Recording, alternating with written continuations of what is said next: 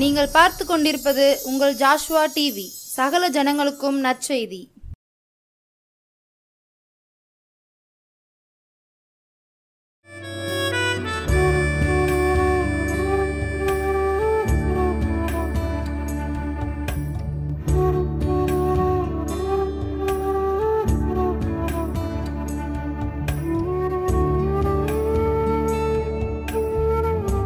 Praise the Lord. இயேசு கிறிஸ்துவின் இனிய நாமத்தினாலே ஜாஷ்வா டிவி நேயர் அனைவருக்கும் அன்பின் வணக்கத்தையும் வாழ்த்துதலையும் தெரிவித்துக் கொள்கிறேன். இந்த நாளில் கதையை கேட்பதற்கு முன்பாக நம்ம தலைகளை தாழ்த்தி ஆண்டு சமத்தில் ஏசப்பா என்னோடு எங்களோடு பேசுங்கன்னு சொல்லி கேட்போம். அன்பின் பரலோக பிதாவே, இந்த அருமை நேரத்துக்காக நன்றி செலுத்துகிறோம் தகப்பனே. ஏசப்பா இந்த நாளில் கூட ஆண்டவரே ஏசப்பா பரிசுத்த ஆவியானவர் எங்களை ஆளுகை செய்ய முடியாது ஜெபிக்கிறோம் ஆண்டவரே. இந்த கதையின் மூலமாக வேத வசனத்தின் மூலமாக ஆண்டவரே எங்களோடு பேச முடியாது, எங்களோடு கற்றுக் கொடுக்க முடியாது ஆண்டவரே. நாங்கள் அந்த வேதத்தை அந்த வசனத்தை பிடித்து நடப்பதற்கு உதவி செய்ய முடியாது ஜெபிக்கிறோம் ஆண்டவரே. ஏசப்பா ஆண்டவரே, நம்முடைய வேத வசனமானது ஆண்டவரே தேனிலும் தெளிதேனும் உள்ளமாக இருக்கிற ராஜா. அது குறைவற்றதும் ஆத்மாவை உயிர்ப்பிக்கிறமா இருக்கிற ராஜா. அந்த வேதத்தை ஆராய்ந்து பார்ப்பதற்குரிய கிருபைகளை ஆண்டவரே எனக்கும் எங்களுக்கும் கொடுக்க முடியாது ஜெபிக்கிறோம் ஆண்டவரே. ஏசப்பா அந்த நேரம் முழுவதும் பொறுப்படுத்திக் கொள்ளுங்கப்பா. பரிசுத்த ஆவியானவர் ஆளுகை செய்ய முடியாது, என்னை ஆளுகை செய்ய முடியாது ஜெபிக்கிறோம் ஆண்டவரே. அதே போல கேட்கின்ற ஒவ்வொரு உள்ளத்திலும் ஆண்டவரே நீர் பேச முடியாது, நீர் பெரிய காரியங்களை செய்ய முடியாது ஜெபிக்கிறோம் ஆண்டவரே. தாழ்த்தி சமுத்திரம் ஒப்பு கொடுக்கிற ராஜா. ஆசீர்வதியும் வழிநடத்தும் இயேசு மூலம் ஜெபிக்கிறோம் நல்ல பிதாவே, ஆமென். ஐயோ, என் நண்பனை என் கண் முன்னாடியே துப்பாக்கியால் சுட்டு கொன்று விட்டார்களே, என்னால் தாங்கவே முடியலம்மா. எப்படி, எதற்காக கிறிஸ்தவன் சொல்லி சொன்னதுனால அவன் அப்படி கொன்றார்களே என் கண் முன்னாடியே. அவனை காலில் போட்டு அவனை காலில் வைத்து அவனை மிதித்து இருதயத்தில் குத்தி கண்ணால் ஷூட் பண்ணார்களே, அது என் கண்ணாலே பார்த்தனே. இந்த சூழ்நிலை கூட அந்த சகோதரன் என் நண்பன் வாயை திறக்கவே இல்லை, எதிர்த்து பேசவும் இல்லை, அமைதியாக காணப்பட்டானே. அதுலேருந்து நம்ம தப்பிக்கணும்னு சொல்லி தப்பித்து ஓடவும் இல்லை, எதிர்த்து கூட அவனால் நினச்ச முடிய பேசவில்லை. அவ்வளோ அமைதியான ஒரு முகத்தை நான் நினச்சதே கண்டேன். அவன் முகம் ஒரு சூரிய பிரகாசம் போல இருந்தது. அமைதலோடு அவன் ஜீவனை விட்டானே. இது எதற்காக, ஏன் சொல்லி பல கேள்விக்குறிகளோட ஒரு அருமையான வாலிப மகன் கிம் சொல்லிட்டு ஒரு அருமையான வாலிப மகன். இது வடகொரியாவில் நடந்த சம்பவம். இந்த கிம்கும் தன்னுடைய சிநேகிதனும் ரெண்டு பேரும் என்ன பண்ணாங்கன்னா வேதாகமத்தை என்ன பண்ணாங்க, சைனா தேசத்துலேருந்து எடுத்துக்கொண்டு வந்து வடகொரியாவில் என்ன செய்தாங்க, கொண்டு போய் விநியோகம் பண்ணாங்க. அப்படி விநியோகித்து கொண்டிருக்கும்போது ரெண்டு பேரும் விநியோகித்து முடித்து விட்டு வந்து என்ன செய்தாங்க, அருமையாக உட்காந்து என்ன செய்தாங்க, பேசி கொண்டிருந்தாங்க. அவனுடைய நண்பன் வந்து ஒரு கிறிஸ்தவன், இவனுக்கு கிம்மும் கிறிஸ்தவன் தான். ஆனால் ஆண்டவரை உண்மையாக அவன் என்ன செய்யலை, ஏற்றுக்கொள்ளவில்லை. உலக பிரகாரமான வாழ்க்கை வாழ்ந்து கொண்டிருந்தான். ஆனால் அவனுடைய நண்பன் வந்து இயேசுவுக்காக அவனுடைய தூண்டுதலினால தான் இந்த வேதாகமத்துக்கு எடுத்துக்கொண்டு வந்து என்ன செய்தாங்க, வடகொரியாவில் என்ன செய்தாங்க, விநியோகம் பண்ணி கொண்டிருந்தாங்க. இப்படி இருக்கும்போது தான் ஒரு நாள் ரெண்டு பேருமாக அமர்ந்து பேசி கொண்டு இருக்கும்போது அங்குள்ள அதிகாரிகள் வந்து கிம்முடைய நண்பனை என்ன செய்தாங்க, பிடித்து கொண்டு அவனை என்ன பண்ணாங்கன்னா தன்னுடைய கன்களினால் அவனை என்ன செய்தாங்க, சுட்டு கொண்டுட்டாங்க. இதை பார்த்த நேரிலேயே தன் கண் எதிரியே தன்னுடைய நண்பனுடைய மரணத்தை பார்த்த உடனே அவன் உள்ள ரொம்ப நொறுங்கியது. எதற்காக இவங்க இப்படி செய்கிறாங்க அப்படின்னு சொல்லிட்டு ரொம்ப கஷ்டமாக இருந்துச்சு.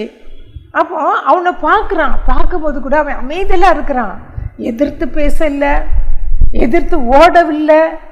அதை ஏற்றுக்கொள்கிற மனப்பக்குவத்தோட தன்னை கொஞ்சாலும் பரவாயில்ல அப்படின்னு சொல்லிட்டு தைரியமாக அந்த இடத்துல நினைச்சு அமைதியோடு காணப்பட்டான். ஆனால் இவனுக்கு ஒரு கேள்விக்குறியாயிடுச்சு. அப்போ அவனுடைய முகத்தை பார்க்கும்போது, அவனிடத்துல பேசும்போது அவன் சொல்கிறான், அவன் அவனிடத்தில் பேசக்கூட முடியலை. ஆனாலும் அவன் அவனுடைய ஒரு செய்தி அவனை உள்ளத்தில் இருந்துச்சு உணர்த்தியதான்.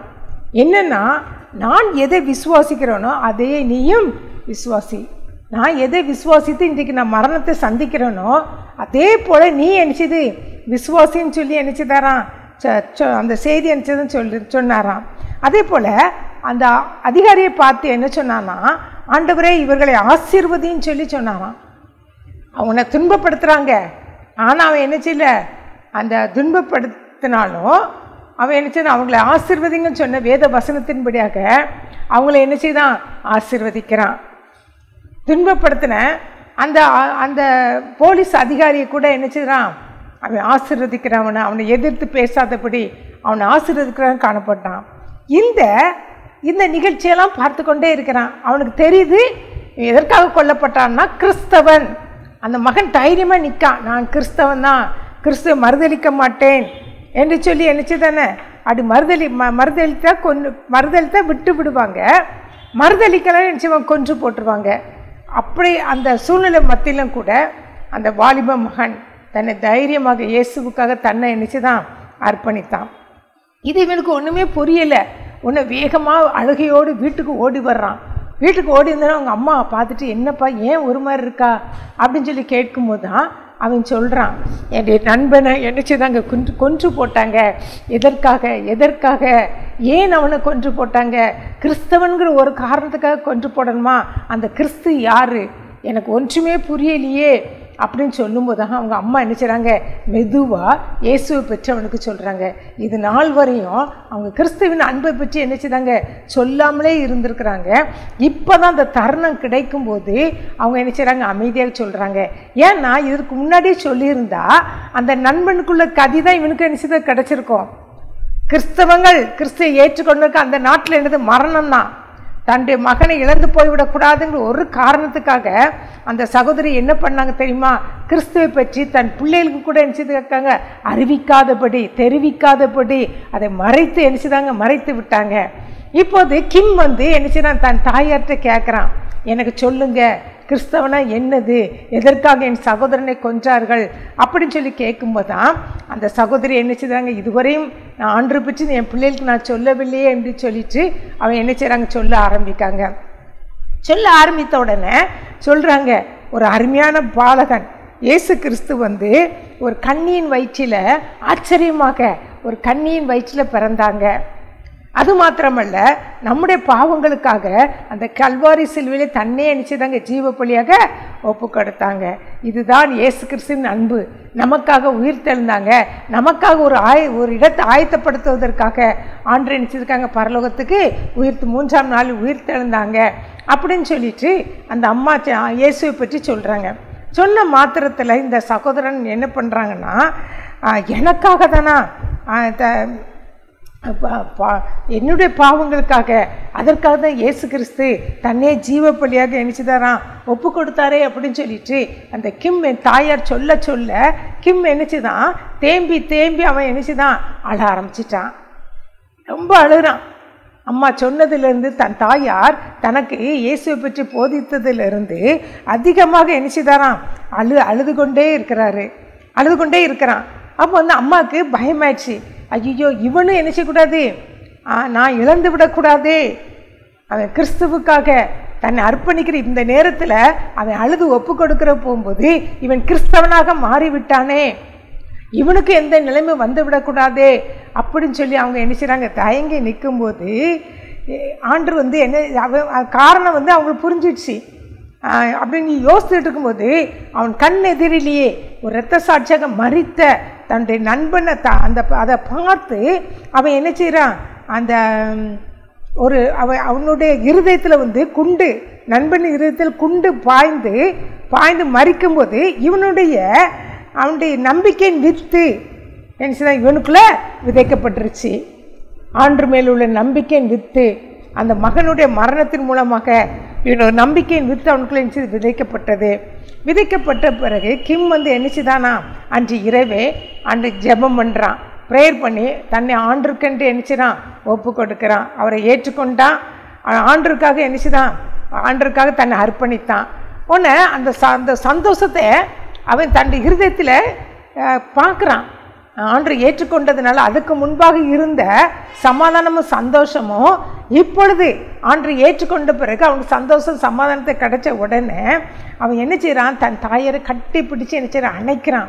அணைச்சி, நீங்கள் உங்கள் சத்தியத்தை சொன்னதுனால உங்களுக்கு நான் என்ன செய்கிறேன், இயேசுவின் சத்தியத்தை சொன்னதுனால உங்களுக்கு நான் என்ன செய்கிறேன், நன்றி சொல்கிறேன். ஆனாலும் மறுநிமிடத்தில் உடனே என்ன செய்கிறான், அழுறான். அம்மா கட்டி பிடிச்சி நன்றின்னு சொல்லிட்டு அடுத்த நிமிடமாக மறுபடியும் என்ன செய்கிறான், ரொம்ப அழுறான், தேம்பி தேம்பி அழுறான். உடனே தாயார் கேட்குறாங்க, ஏன்பா நீ அழுற, இப்போ தான் நீ ஆண்டரை ஏற்றுக்கொண்டுட்டியே, நீ ஒரு கிறிஸ்தவனாக மாறிட்டியே, இனிமேல் எதற்கு நீ அழுறான்னு சொல்லி கேட்கும்போது அவன் தன் தாயார்கிட்ட சொல்கிறான், நான் இயேசுவை ஏற்றுக்கொண்டேன், ஆண்டரை என் பாவங்களால் மன்னித்தார்னு சொல்லிட்டு நீங்கள் இத்தனை வருடங்கள் கழித்து எனக்கு சொல்லி நான் ஆண்டரை ஏற்றுக்கொண்டேன். ஆனால் என் 3 சகோதரர்கள் இருக்கிறார்களே, அவர்கள் ஆண்டரை ஏற்றுக்கொள்ளலையே அப்படின்னு சொன்ன உடனே இவன் சொல்லிட்டு இவன் அழுத பார்த்து அவன் தாயாருக்கு என்னது, உள்ளம் உடைக்கப்பட்டவர்களாக அவர்களும் என்ன செய்கிறாங்க, அழ ஆரம்பிக்காங்க. நான் என்ன செய்யல, என் பிள்ளைகளுக்குன்னு சொல்லி நான் என்ன செய்யல, இயேசுவின் வித்தை நான் விதைக்கவில்லையே, நம்பிக்கையின் வித்தை நான் விதைக்கவில்லையே அப்படின்னு சொல்லிட்டு அந்த தாயார் என்ன செய்கிறாங்க, அழுது கொண்டிருக்கின்றாங்க.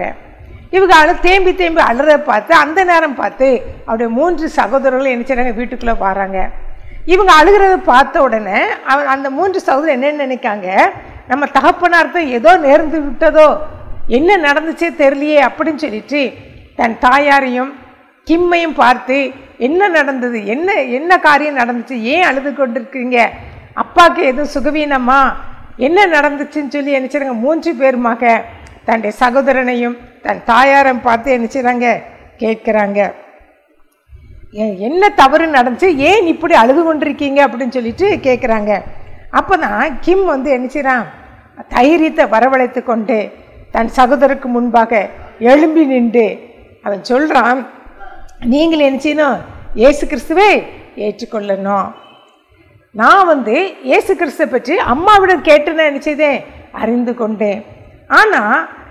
ஆனால் நீங்கள் இயேசு கிறிஸ்து என்ன செய்யல, அறிவிக்கலை. அம்மா உங்களுக்கு அறிவிக்கலை, எனக்கு அறிவிக்கலை, ஆனால் இன்றைக்கு அறிவித்ததுனால அவரை ஏற்றுக்கொண்டேன்.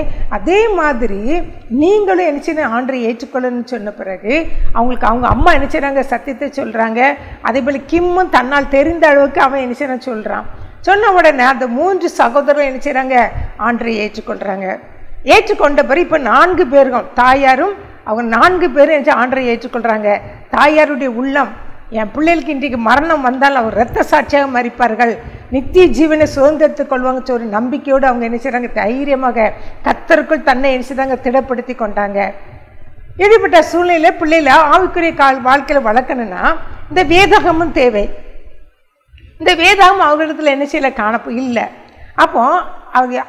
அவன் கேட்குறான், கிம் கேட்குறான், ஆண்டரை பற்றி இயேசுவை பற்றி அறியணும், நாங்கள் இன்னும் ஆண்டரை அறியணும்னா எங்களுக்கு வேதாகமம் வேண்டுமே, எங்களுக்கு வேதாகமத்தை தாங்க அப்படின்னு சொல்லி கேட்குறாங்க. அப்போ அங்கே பார்க்கும்போது அவங்க வீட்லேயும் ஒரு வேதாகம் கூட இல்லை. ஏன்னா இருந்திருந்தா அவங்க வீட்டில் என்ன செய்தான், ஒரு மரணம் தான் நடந்திருக்கும். அதனால் அந்த வேதாகம் கூட ஒரு வேதாகம் கூட என்ன செய்யல இல்லை. அப்போ இவங்களுக்குள்ள ஒரு பெரிய தாகம் உண்டாயிடுச்சு.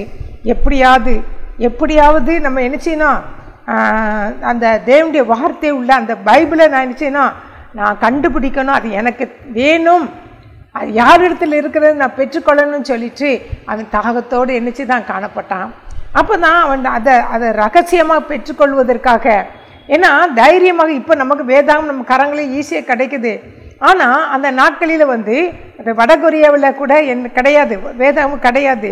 அப்போ இந்த சகோதரன் ரகசியமாக யாழு நதியை, அங்கே வடகொரியாவில் உள்ள யாழுங்கிற நதியை கடந்து சீனா தேசத்திற்கு அவன் என்ன செய்கிறான், கடந்து போகிறான். அது தேடி அலைகிறான், சீனா கடைசி அலைந்து திரியிறான். அப்போ தான் கொரியா மொழியில் ஒரு சின்ன பைபிள் சைனாவில் உள்ள ஒரு கிறிஸ்தவர் வீட்டில் இருக்குதுன்னு சொல்லி என்ன செய்கிறான், கண்டுபிடிக்கிறான். கண்டுபிடிச்சேன்னு எனக்கு ரொம்ப சந்தோஷம். உடனே அந்த கிறிஸ்தவத்தில் போய் கேட்குறான், எனக்கு எப்படியாவது இந்த வேதாகமத்தை தாங்க அப்படின்னு சொல்லி கேட்கும்போது அவர் யோசிக்கிறார் கொடுப்பதற்கு. ஏன்னா இவன் இந்த வடகொரியாவிலேருந்து வந்திருக்கிறான்னு தெரியும், அங்கே எவ்வளவு எதிர்ப்புன்னு சொல்லி தெரியும், எத்தனையோ பேர் இரத்த சாட்சியாக மறித்திருக்கிறாங்க அறிந்திருந்தவர். நீ உனக்கு எதற்காக வேதாகமம் வேணும், நீ சொல்லு அப்படின்னு சொல்லி கேட்கும்போது அப்போ அவர் சொல்கிறான், தன்னிடத்து அவரிடத்துலேருந்து ஒரே பைபிள் தான் இருக்குது, அதை எப்படி இதுக்கு பைபிளை கொடுக்குன்னு சொல்லி கேட்கும்போது ஆனால் இவனுக்கு ரொம்ப சந்தோஷம். இவர் ஒருத்தர் கையிலையாவது பைபிள் இருக்குது, எப்படியா நம்ம பெற்றுக்கொள்ளணும்னு சொல்லி அவனுக்கு ரொம்ப ஆசை. பாருங்க, அவன் தன்னுடைய சாட்சியை சொல்கிறான். இப்படி என் சகோதரன் ஒரு கிறிஸ்தவன், என்னுடைய நண்பன் கிறிஸ்தவன், நாங்கள் 2 பேரும் பேசி கொண்டிருக்கும்போது வடகொரியாவில் அவன் போலீஸ் அதிகாரிகளால் நினச்சிதான் கிறிஸ்தவன் ஒரு காரணத்துக்காக சுட்டு கொல்லப்பட்டான். அப்போ ஒரு கிறிஸ்தவன் ஒரு காரணத்துக்காக சுட்டு கொல்லப்பட்டதை நான் கேள்விப்பட்டேன்னு எனக்கு ரொம்ப கஷ்டம். அப்போ அதில் ஏதோ ஒரு நம்பிக்கை உள்ள ஏதோ ஒரு வித்து இருக்குதுன்னு சொல்லிட்டு நான் அது எங்கள் தாயார் மூலம் அறிந்து கொண்டேன். இன்றைக்கி நான் ரட்சிக்கப்பட்டிருக்கிறேன். அதனால் இன்னும் ஆண்டரை பற்றி அறியணும்னா இந்த வேதாகமும் எங்களுக்கு தேவை. எங்கள் வீட்டில் நாங்கள் 4 பேர் இருக்கிறோம், எங்கள் அம்மா எல்லாருமே ஆண்டரை ஏற்றுக்கொண்டோம். ஆனால் எங்கிட்டத்தில் நாங்கள் நினச்சினோம் இதில் வளர்வதற்கு எங்களுக்கு என்ன கிடையாது, வேதாகம் கிடையாது, வாசிப்பதற்கு வேதாகம் கிடையாது, நீங்கள் எப்படியாவது எங்களுக்கு வேதாகம் வேணும்னு சொல்லி கேட்கும்போது உடனே அவர் நினச்சிதாரான். உடனே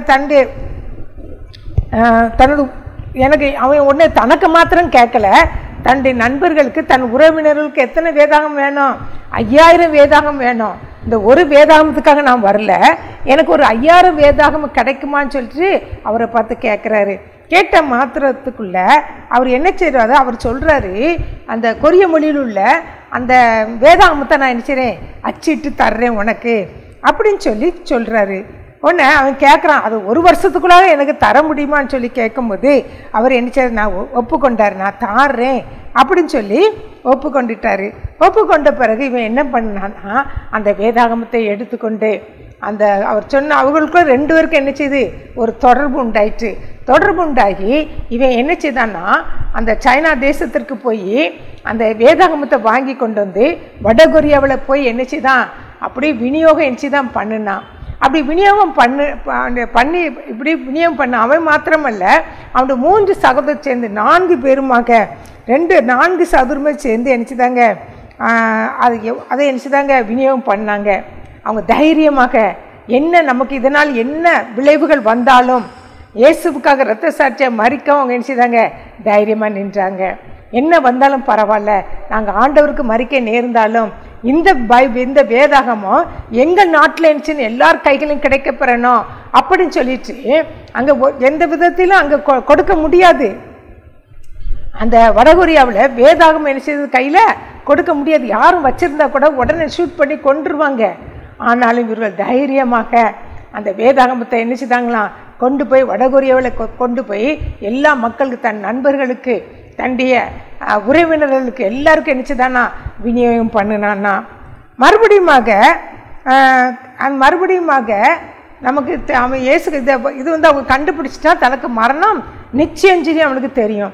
அதே போல் மறுபடியுமாக அவன் வேதாகமத்தை முதல் 5000 கொண்டு போனது அவன் என்ன விநியோகம் பண்ணிட்டான். அடுத்த முறையாக வாங்குவதற்கும் சொல்லி கடந்து சென்றவன் மறுபடியுமாக அவன் என்ன செய்யல, திரும்பி வரவில்லை. தன் சொந்த தேசத்திற்கு அவன் என்ன செய்யல, அந்த சைனா தேசத்திலேருந்து வாங்கி கொண்டு இங்கே கொடுத்துட்டான், வடகொரியாவில் கொடுத்துட்டான். மறுபடியும் வாங்குவதற்காக சைனா தேசத்திற்கு அவன் என்ன செய்யல, கடந்து போகவில்லை. வேதாகமத்தை வாங்குவதற்காக அவன் கடந்து போகவில்லை. ஆனால் அவங்க நடந்த சம்பவம் அவன் என்ன செய்தாங்க, சகோதரர் 4 பேர்கள் என்ன செய்தாங்களாம், சுட்டு கொல்லப்பட்டார்களாம். அது மாத்திரமல்ல, யாரெல்லாம் வேதாகம் வைத்திருந்தார்களோ அத்தனை பேரும் என்ன செய்தாங்களா, சுட்டு வடகொரியாவில் என்ன செய்தாங்களாம், சுட்டு கொன்று போட்டு விட்டார்களாம். இப்படியாக இவர்கள் எல்லாரும் என்ன செய்தாங்க, இரத்த சாட்சியாக என்ன செய்தாங்க, மறித்தாங்க தான். தந்த வாலிப நாட்களில் தன்னை ஆண்டவருக்கு என்று அர்ப்பணித்து இந்த வாலிபத்தை வீணான காரியத்துக்கு செலவு பண்ணி விடாதபடி வாலிபத்தை ஆண்டவருக்கு என்று அர்ப்பணித்து இரத்த சாட்சியாக மறித்த இந்த கிம் நமக்கு முன்பாக ஒரு இரத்த சாட்சியாக என்ன செய்தார், காணப்பட்டார். இன்றைக்கு நாம் நம்ம வாழ்ந்து கொண்டிருக்கின்றோம். இந்த பொல்லாத உலகத்தில் நம்ம வாழ்ந்து கொண்டிருக்கின்றோம். நம்ம வாலிப பிள்ளைகளை நம்ம வைத்து கொண்டிருக்கின்றோம். இந்த வாலிபத்தின் நாட்களில் அவங்க சிஸ்டரை நினைத்து கொண்டிருக்கின்றார்களா? இல்லைன்னா உலக காரியங்களை தங்களை ஈடுபடுத்தி கொண்டு உலகத்திற்காக வாழ்ந்து கொண்டிருக்கின்றார்களா? வேதாகமத்தை தூக்காதபடி, இயேசுவை பற்றி அறியாதபடி, இயேசுவை கண்டு கொள்ளாதபடி மனம் போல உலக சிற்றின்மைகளில் மூழ்கி கொண்டு இருக்கிறார்களா?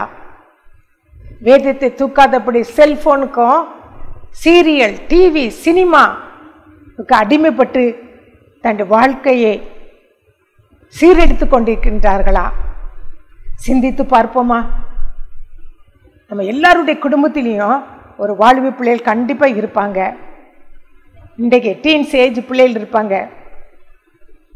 வேத வசனம் அதிகமாக அருமையாக சொல்லுது, உன் வாலிப பிராயத்தில் சிருஷ்டிகரை நினை சொல்லி வேதாகமம் சொல்லுது. இளவயதும் வாலிபம் என்னது? மாயை. இந்த மாயையான இளவயது பிள்ளைகளும் வாலிபர்களும் என்ன பண்ணிட்டு இருக்காங்க? இந்த இளவயதும் வாலிபத்தில் மாயையான உலகத்தில் நினைச்சிருக்காங்க, மூழ்கி போய் கிடக்கிறாங்க. அதுல ஒவ்வொரு நாளும் செத்து கொண்டிருக்கிறாங்க, மரித்து போய் இருக்கிறாங்க. அதுல இருந்து அவங்க என்ன மீட்கப்படணும். வேதாகமத்தை தூக்கினாதான், அந்த வேதாகமத்தை தூக்கினாதான் என்ன செய்ய முடியும்? அதை மீட்கப்பட முடியும். அதான் வேத வசனம் அருமையா சொல்லுது, இளவயதும் வாலிபமும், வாலிபனே உன் இளமையில் சந்தோஷப்படு, உன் வாலிபன் நாட்களில் உன் இருதயம் உன்னை பூரிப்பாகட்டும், உன் நெஞ்சின் வழிகளில் உன் கண்ணின் காட்சிகளும் நட. ஆனாலும் இவை எல்லாவற்றின் நிமித்தம் தேவன் உன்னை நியாயத்திலே கொண்டு வந்து நிறுத்துவார் என்று அறி.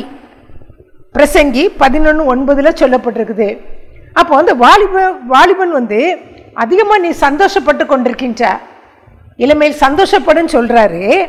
ஆனா உன் வாலிபன் நாட்களிலும் உன் இருதயம் உன்னை பூரிப்பாக்கட்டும், உன் நெஞ்சின் வழியிலும் கண்களின் காட்சிகளில் நீ நட. ஆனால் அதை எல்லாவற்றையும் ஆண்டவர் என்ன செய்வாரா? நியாயத்தில் கொண்டு வந்து நிறுத்துவார். இன்றைக்கு நம்முடைய பிள்ளைகள் அப்படிதான் வாழ்ந்து கொண்டிருக்கின்றாங்க. நெஞ்சின் வழிகளையும் கண்களின் காட்சிகளையும் நடந்து தங்களை வாழ்வை, தன் சரீரத்தையும் கெடுத்து தன்னுடைய வாழ்வையும் என்ன செய்ய கெடுத்து கொண்டிருக்கிறாங்க. எதற்கு ஆயத்தமாக இருக்கிறாங்க? பரலோகத்துக்கு ஆயத்தம் இல்லை, பாதாளத்துக்கு என்ன செய்கிறாங்க? நரகத்துக்கு ஆயத்தமாகி கொண்டிருக்கின்றார்கள். நம்ம பிள்ளைகளை நம்ம எப்படி வளர்த்துருக்கிறோம்? பிள்ளைகள் இயேசுவின் அன்பை சொல்லி, இயேசுவின் பிறப்பை குறிச்சியும் அவருடைய பாடு மரணத்தை குறித்தும் அவர் உயிர்த்தெழுதலை குறித்தும் பிள்ளைகளுக்கு நம்ம அறிவித்து இருக்கிறோமா? கற்றுக் கொடுத்திருக்கிறோமா? வேதாகமத்தை தூக்கி கடந்து செல்கிறார்களா? இல்லைன்னா ஆலயத்துக்கு செல்லும் போது செல்போனை கொண்டுட்டு போறாங்களா? எனக்கு செல்போன் இருக்கு, அதுல போதும், எல்லா ஆப்பும் அதுல இருக்குது அப்படின்னு சொல்லி அதை சுமந்து கொண்டு போகின்றார்களா?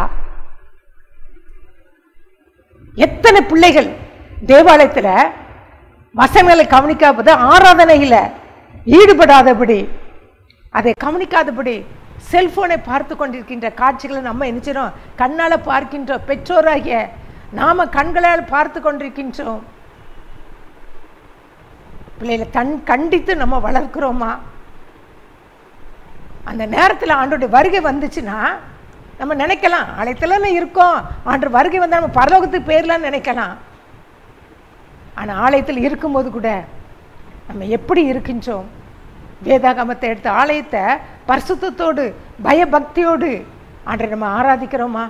இல்லைன்னா செல்ஃபோனுக்கும் டிவி சீரியலுக்கும் இடம் கொடுத்து விட்டு ஆண்டை ஆராதிக்கிறோமா? இல்லைன்னா போதை வஸ்துகளுக்கும் சாராயத்துக்கும் சிகரெட் புகைப்பிடிக்கிறதுக்கும் அதில் அடிமைப்பட்டு கொண்டு வந்து இங்கே ஆலயத்தில் வந்து திருவிருந்து ஆராதனையும் பெற்றுக்கொண்டு ஆலய ஆராதனையும் நம்ம என்ன பங்கேற்கிறோமா? சிந்தித்து பார்ப்போமா? பிள்ளைகளுக்காக, நம்ம பிள்ளைகளுக்காக பாரத்தோடு ஜெபிக்கிறோமா? திறப்பிலின்றி ஜெபிக்கிறோமா? உலகம் பொல்லாத உலகம், மாயையுள்ள உலகம், அதில் நம்ம பிள்ளைகள் மயங்கி கிடக்கிறார்களா? என் பிள்ளைகள் அதிலிருந்து எழும்பட்டுன்னு சொல்லி அனுதினமும் நம்ம பிள்ளைகள் மேல் தலைகளை கைகளை வைத்து நம்ம ஜெபிக்கிறோமா? இந்த நாட்டில் நம்ம தீர்மானம் எடுப்போமா? ஒரு நம்முடைய பிள்ளைகளாக இருக்கலாம், நம்ம பேர பிள்ளைகளாக இருக்கலாம், நம்ம ஞான பிள்ளைகளாக இருக்கலாம், இல்லை உறவினர் பிள்ளைகளுக்கெல்லாம் இருக்கலாம். அந்த பிள்ளைகளுக்காக எப்படி நம்ம ஜெபிக்கிறோம்? வாலிபத்தின் வாலிப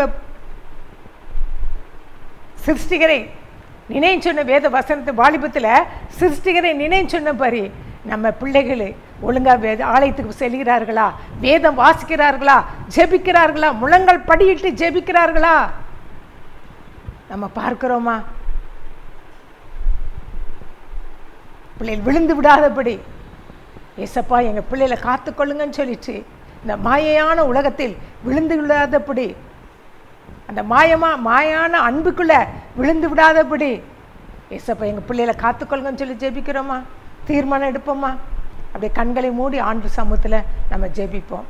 அன்பின் பரலோக பிதாவே, இந்த அருமையை நேரத்துக்காக நன்றி செலுத்துகிறோம் ஆண்டவரே.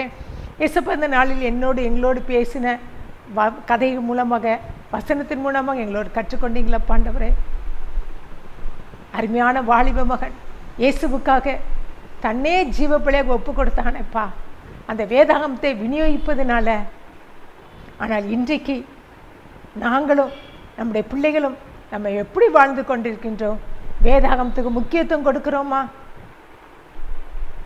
செல்ஃபோனுக்கு முக்கியத்துவம் கொடுக்கிறோமா? டிவி சீரியலுக்கு முக்கியத்துவம் கொடுக்கிறோமா? நாமளே ஆராய்ந்து பார்ப்போமா? தீர்மானம் எடுப்போமா?